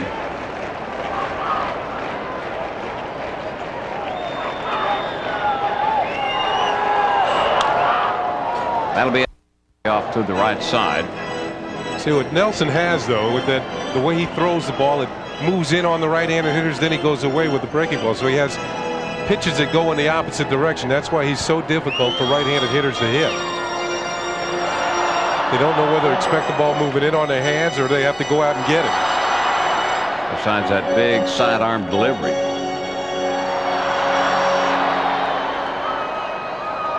From a hitter standpoint of view, he almost slings the ball at you, so you don't really pick it up that well. That's why it pays to be a left-handed hitter if you face Jeff Nelson.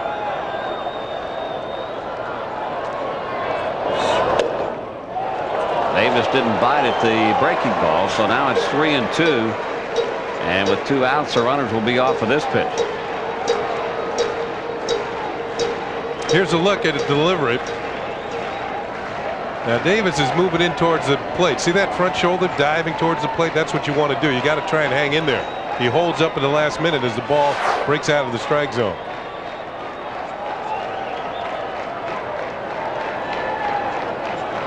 Runners take off, and the pitch is outside, ball 4. So the Mariners, with 2 outs, load the bases up once again. Stayed with the breaking ball for Russ Davis. That'll bring up Joey Torre. Second baseman, Joey. So Nelson with his work cut out for him. The Mariners will not go away.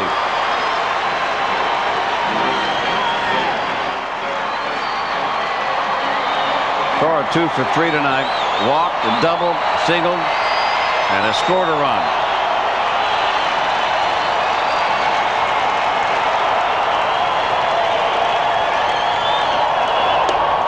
That pitch almost hit him. Between these two ball clubs, we now have a total of 25 hits in the game. That's what you kind of expect here, though. It's one of the best hitting ballparks in baseball.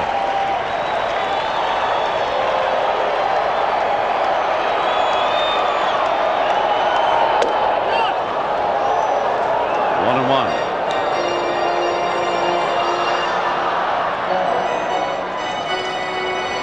Yeah, the bases are loaded. That's Segui at third. That's Glenn Allen Hill at second, and Russ Davis, who has just walked with 2 outs to load the bases.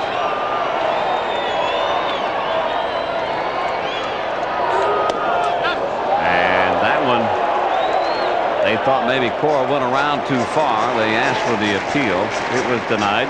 Nice stop by Posada to save a run, and the other runners advancing in the scoring position, or at least one other runner advancing in the scoring position.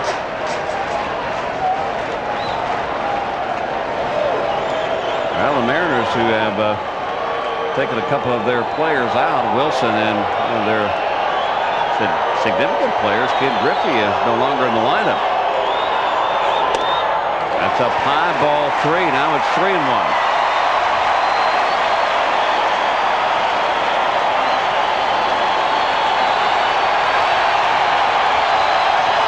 Well, we saw a lot of fans leaving a little bit earlier. The ones that have stayed are now getting to their feet and cheering.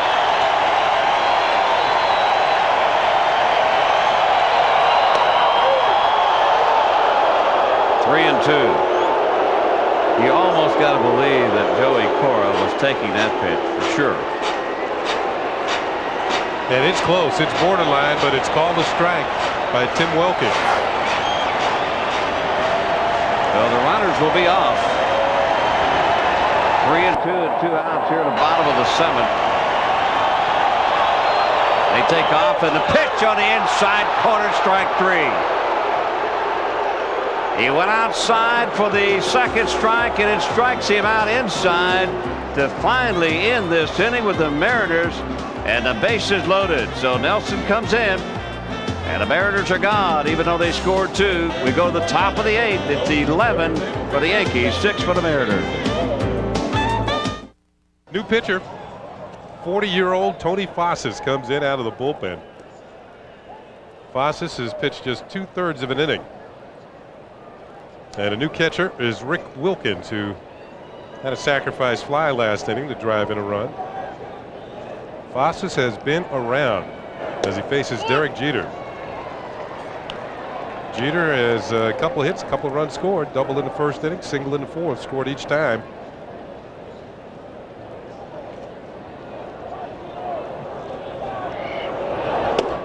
There's a pitch to the corner. Fossis is one of 7 active major league pitchers over the age of 40.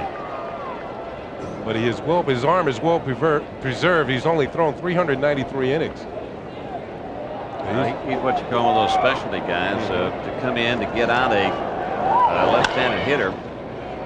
Fouled off by Jeter. Probably no more than 2 or 3 batters, and that's what Lou has him in the bullpen for. He's only 2 left-handers down there. It's Boljeric and Tony Fossis. See, the other pitchers over 40 are Dennis Martinez, Dennis Eckersley, Danny Darwin, Tom Candiotti, Jesse Orozco, and Doug Jones. And the one who has the fewest amount of innings of that group is Doug Jones. He's a reliever, 870 innings. Gets inside on Jeter and strikes him out. That's about as hard as Fossas can throw it. I think somebody said this. I don't know who it was, but they said if you're left-handed and you're still alive, you have a job at Major League Baseball. That's a little cut fastball in on the hands of Jeter. And you're breathing, right? Yeah. Here's O'Neill. Paul has driven in a couple of runs. He has scored one. A double and a single on the evening.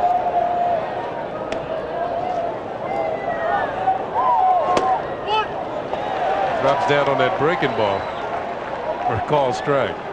0 for 8 with a walk. Looking for a way to solve Fossas and running out of time. To the corner, strike 2. And he's coming out of the bullpen throwing strikes. That's what you're supposed to do. Fossas has averaged only 3.3 batters per appearance throughout his career. So you're right, he's a specialty guy. Started his career with the Texas Rangers. Ended up with Milwaukee, Boston, St. Louis. There's Bernie Williams on deck. That'll level off the count at 2-2.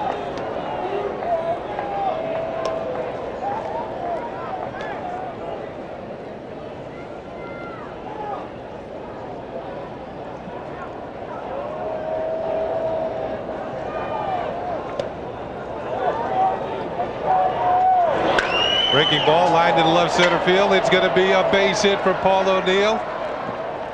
So now he's 1 for 9 off Fossas, and Paul O'Neill has 3 hits tonight and is 3 for 5. Well, he's taken 2 of his 3 hits to center field. That's a pretty good pitch by Fossas right there. You can see that without his hands being back, he's got no way of even, swinging at that pitch because he's way out in front, but he keeps his hands back and just kind of throws the bat at the ball. He does that as well as anybody in the league. Going out there and get that outside pitch. Here's Bernie Williams. Double and walked on the night. He's also driven in a run. His second RBI of the year. Fossas deals a breaking ball for a strike. Yankees 11, Mariners 6, and a wild one here at the Kingdome.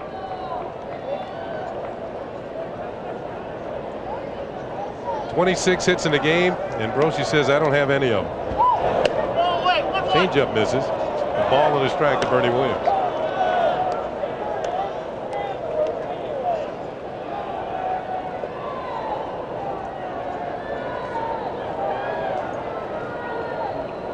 One of those nights that the averages start to climb back to their normal levels after a slow start for the Yankees. O'Neill's off and running. The pitch is fouled off.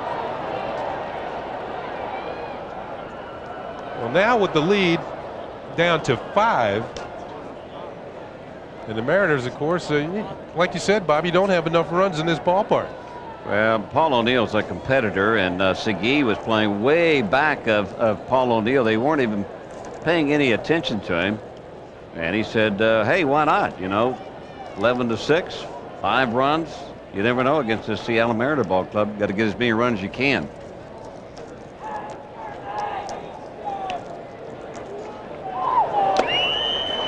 Pitch is fouled into the glove of Wilkins, and Bernie Williams has struck out.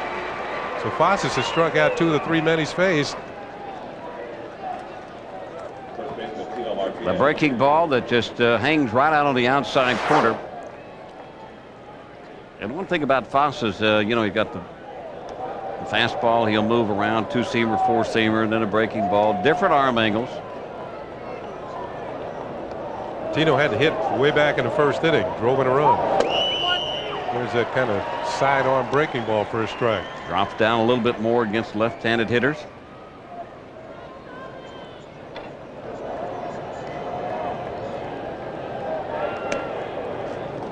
This is where it all got started for Tino last year. Pitches up high for a ball. Second game of the season. 3 home runs.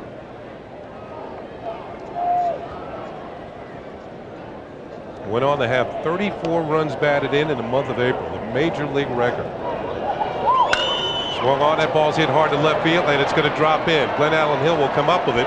O'Neill will go to third, and Tito Martinez with his second hit of the night, and hit number 16 for the Yankees. Boy, this is a nice piece of hitting right here by Tino. Tino keeping his head right on the ball, thinking about going towards the opposite field. Trying to keep that shoulder in off on the left-hander here. He just follows the ball as it meets the bat. Good piece of hitting. Fossas is supposed to be able to get lefties out. The two lefties have gotten the hits. The two right-handed hitters he's gotten out this inning.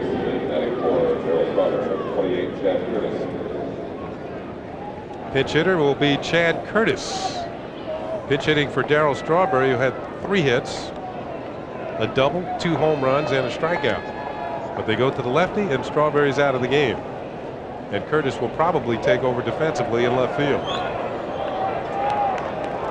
The straw kind of stirs the drink tonight.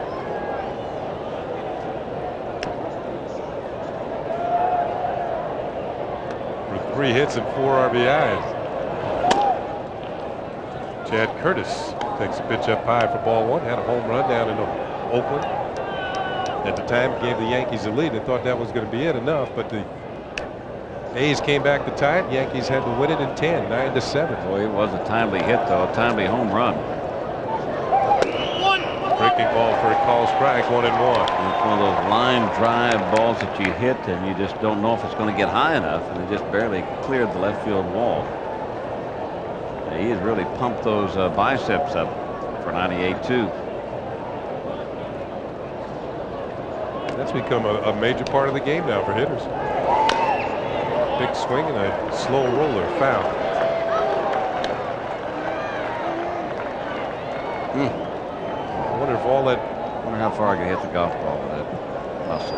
With those 2 arms? Long ways. Golf is timing. You gotta have that weight shift and all that. Same as baseball. Yeah, that's true.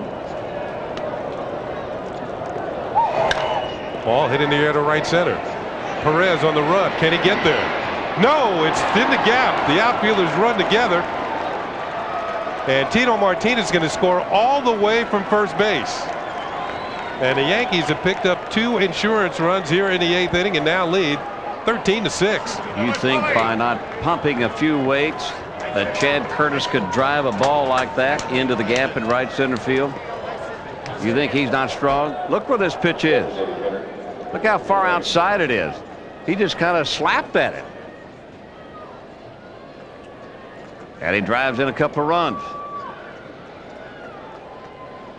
Look how far he is outside. Wow. And he just kind of throws those big arms at the ball with the bat in his hand. I'm going to the weights. Here's Tim Raines. Watch out for the leg curls, though. They're dangerous, aren't they? Raines has a base hit. That came in the 3rd inning. He is the designated hitter tonight for the Yankees. Curveball in for a call strike, 1-1. So Chad Curtis, with his first double of the year, scores 2 more for the Yankees, and they increase the lead to 7. That might turn out to be a big hit. That'll loosen them up a bit. Ooh, chases a pitch high for a strike. Gives you a chance to be a little bit more loose. Fossas has come on and given up 2 runs on 3 hits.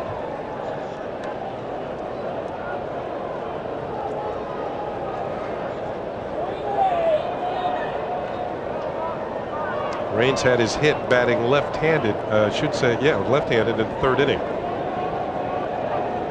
Off of Bullinger, who the Yankees roughed up for 10 hits, or 12 hits and 10 runs in 3 1/3 innings.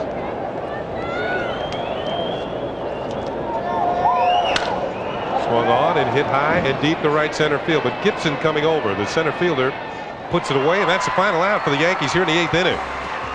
But they come up with a couple of runs on 3 hits, 2 driven in by Chad Curtis. And at the end of 7 1/2, 13-6. Yankees are on top.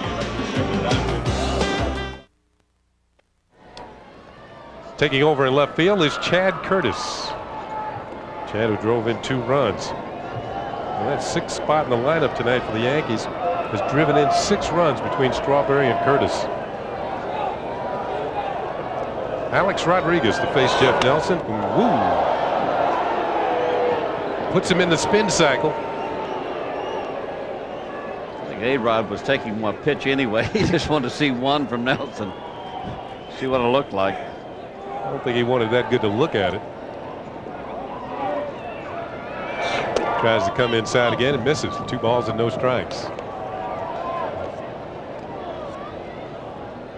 And Jeff Nelson been pretty solid out of the Yankee bullpen the last couple of years, and of course he was traded from Seattle to New York along with Tino Martinez.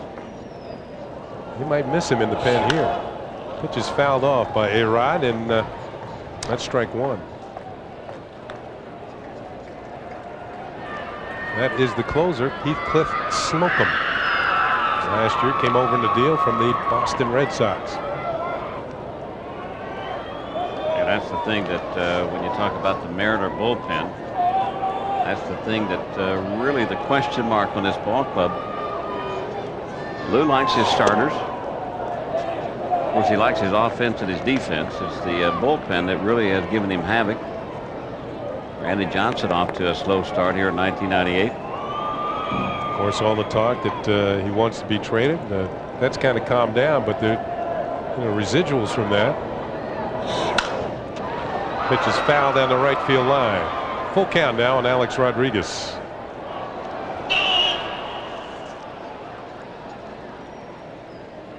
And you got to wonder if Mariners are out of it, does Randy Johnson stay? It's a tough call. The big unit, 20-game winner a year ago.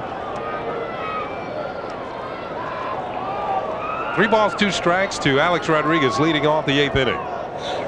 Pitch is hit down the right field line towards the corner. If it stays fair, it is a foul ball. Just twisted foul. So Alex Rodriguez will have to come back, and we'll have the payoff pitch all over again. Well, he put the spin on it, and you can see it's probably about a 1.5 foot foul down the right field line.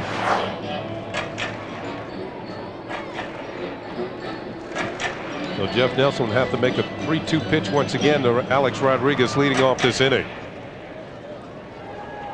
Of course, these 2 teams will meet in the final game of this 3-game series, and the Yankees will wing it back east to New York, and where they will open up against the Oakland A's on Friday, the home opener.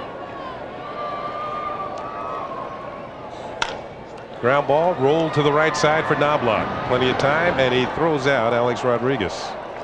1 up and 1 down. So Jeff Nelson stayed with him and retires Rodriguez on the ground out. And it'll bring up Charles Gibson. Center fielder number 16, Charles Gibson. First major league hit, an infield single.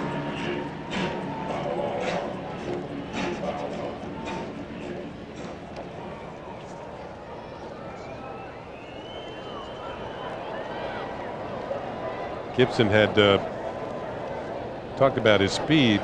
A lot of stolen bases in the minor leagues. His hitting didn't really come on until last year. Ball 1. Then you wonder about a guy like Charles Gibson with the speed. Does he utilize that with his bat? Does he do any bunting? Does he try to chop down on the ball? Does he try and hit line drives in left field? Yeah, he does. Base hit. That's his 2nd major league hit. He's on a roll now. Nothing to this major league stuff. All a player asks is just to get a chance to play. You've got the numbers in the minor leagues. You want to show what you can do up here in the major leagues. So Gibson, I think, is getting a wonderful chance to show Pinella that he can swing the bat. Pinella knows that he can run. Edgar Martinez walked and scored his last time. He's been held hitless tonight. That's a rarity. Gibson is running, speaking of running, and he's in the 2nd. The Yankees not holding. That will not be a stolen base. Defensive indifference.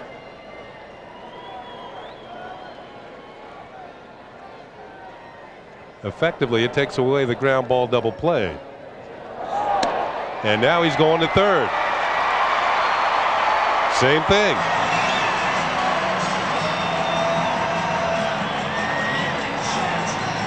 You got 90 feet to go. Now we'll see if he goes from third to home. I'm sure Edgar Martinez enjoys that. He's got an RBI now at third base, and the fans are yelling, "Go!" There's the RBI, a base hit to right field. Gibson will score.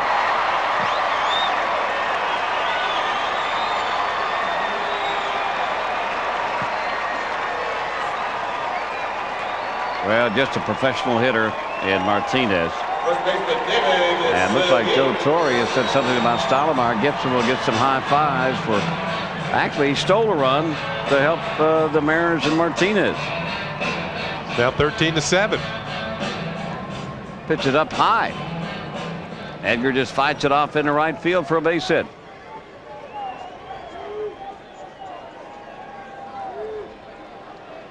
Wow. That last 90 feet's the toughest. Joey Cora took a tumble early in the game. That was too easy to take. That's why he couldn't make it. 13-7 now. Bottom of the 8th with 1 out. Segui is at the plate.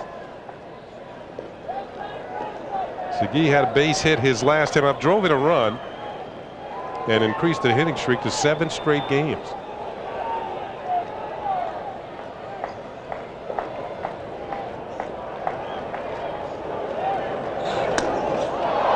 That backs him up a bit. A ball and a strike.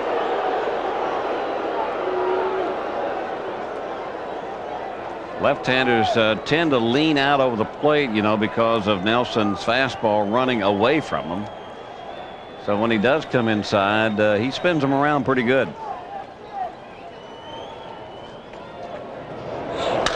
Pitches hit hard over Tino Martinez towards the corner. Edgar Martinez rounding second. He's headed for third. Segui's going towards second, and he will make it with a 2-base hit. So second and third, and 1 out. Segui continues to swing the hot bat. Joe Torre, how do you turn the water off here in this dome, you know? He just keep pounding it. Mike Stanton now warming up for the Yankees. Stottlemyre on his way out to the mound. Now, the way Segui's been swinging, you got to keep everything out of the middle of the plate. Oh. He is on fire. He hits every ball hard. Yankees with a 6-run lead as Nelson talks it over with Jorge Posada and pitching coach Mel Stottlemyre. And with Mike Stanton warming up in the bullpen.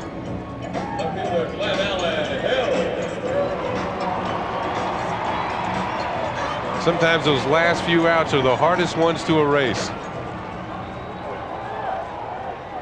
Hill off to a great start this year, has 2 hits tonight, has scored a run.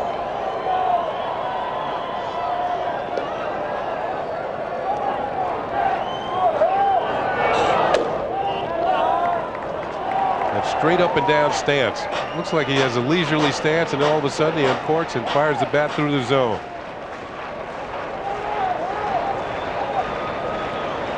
Two on and 1 out. Runners at second and third.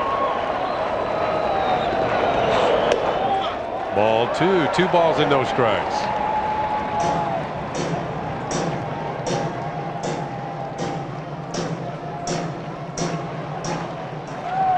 Nelson can't find the strike zone with the curveball, so they're sitting on 1 pitch, the fastball.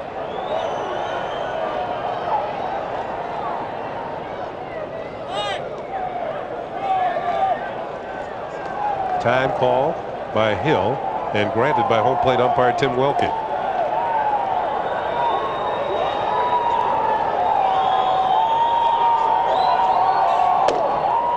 Breaking ball is low, ball 3. 3 balls and no strikes, 1 pitch away from loading the bases. How about those 2 runs that Chad Curtis knocked in? Oh, yeah. The Yankees didn't have those. Bring the tying run to the plate. 3-0 pitch. Ball 4. Bases are loaded.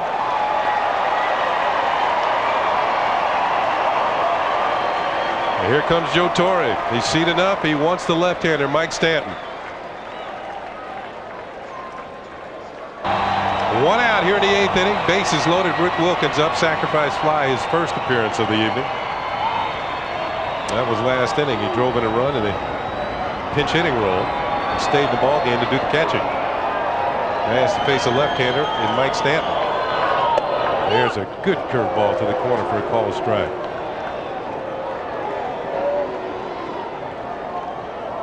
It could be good for Mike Stanton because Stanton last year, remember, he was so inconsistent in the early part of the year, and then all of a sudden he started getting some innings underneath his belt, and he really took off.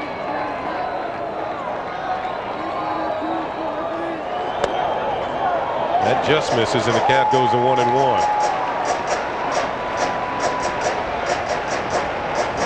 Bases loaded. Martinez at third, Segui at second. And Glenn Allen Hill over at first base.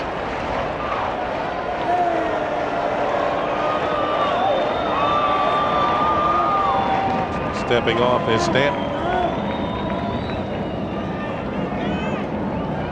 Stanton was a pretty good football player in high school. And Rick Wilkins was a linebacker in college. Another curve misses, and it's 2-1.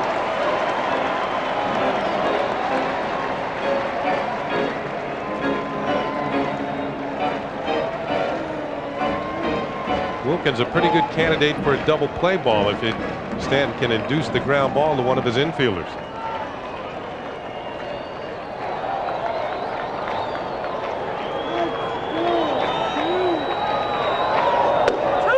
Call strike 2 on the outside corner. 2-2. That was painted on the corner.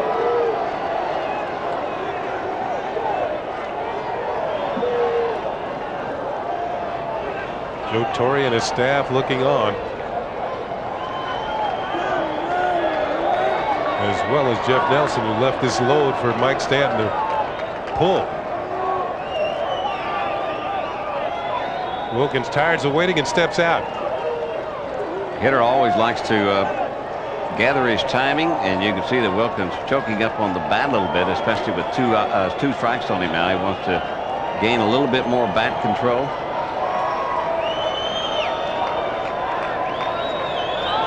Pitch is swung on and missed. Strike 3. Wilkins is out of there. One key stat for relievers: first batter efficiency, getting that first man out that you face. And what a curveball this is, or a slider, I guess you would call it. You can see that Wilkins reacts to it, but the ball going away from him, can't catch up with it. 2 outs. He knew when he got that second strike on him that he was probably going to be in trouble. Robert Perez's only hit left the ballpark tonight. That was in the 6th inning. And a breaking ball misses outside.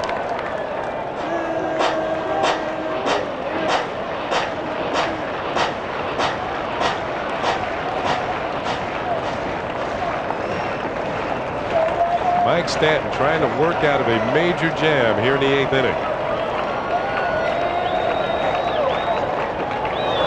Pitch is popped up into right field. Coming on is Paul O'Neill over near the line, crosses into foul territory and makes the catch. So Stanton does the job, faces 2 men, gets 2 outs, and Jeff Nelson might be the first man to shake his hand. So the Yankees, led by 2 Darryl Strawberry home runs, won a mammoth 449-foot blast, defeat the Seattle Mariners by a score of 13-7. The performance of Mike Stanton was noteworthy in recording 5 big outs, and the Yankees would go on to win the very next day. Their offense had come to life, and they were feeling pretty good as they head back to the Bronx for opening day 1998. Thanks for joining us for this edition of Yankees Flashback as we celebrate some of the more memorable games of the Yankees' 1998 World Championship season. I'm Al Troutwig. Thanks for joining us.